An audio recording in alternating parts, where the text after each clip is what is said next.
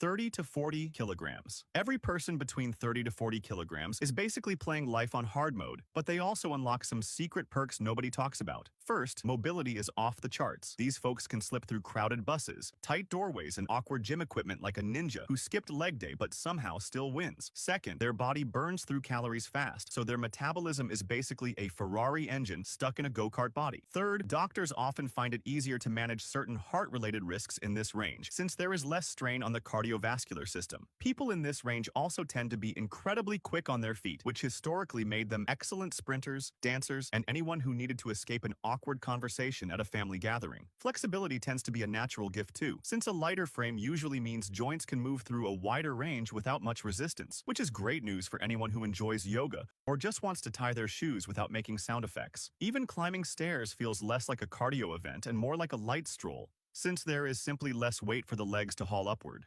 Balance also tends to come naturally in this range, since a lighter body has less momentum to fight against, which is why so many gymnasts and figure skaters fall into this category. The catch is that bone density and immunity can suffer if this weight comes from poor nutrition rather than natural build, so eating well matters more here than anywhere else on this list, because skipping meals is not a lifestyle, it is a plot twist waiting to happen.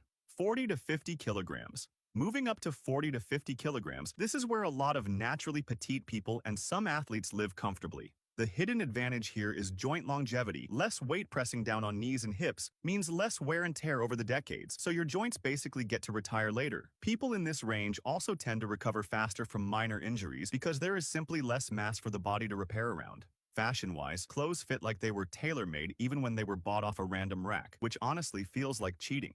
There is also a sneaky advantage in flexibility, since lighter frames often move more freely through yoga poses and stretches that would make heavier folks question their life choices. Endurance activities like long-distance running also tend to favor this range, since there is less body mass to haul around mile after mile, making marathons feel slightly less like self-punishment. Even balance-based activities like gymnastics or dance often come easier here, since a lighter frame gives the body more control over quick shifts in direction. Heat tolerance is another underrated perk, since a smaller body has less mass to cool down, meaning summer days feel a little more forgiving. The trade-off is that strength training becomes essential, because without it, muscle mass can be on the lower side, and muscles are basically your body's insurance policy for old age, the kind you actually want to pay premiums toward.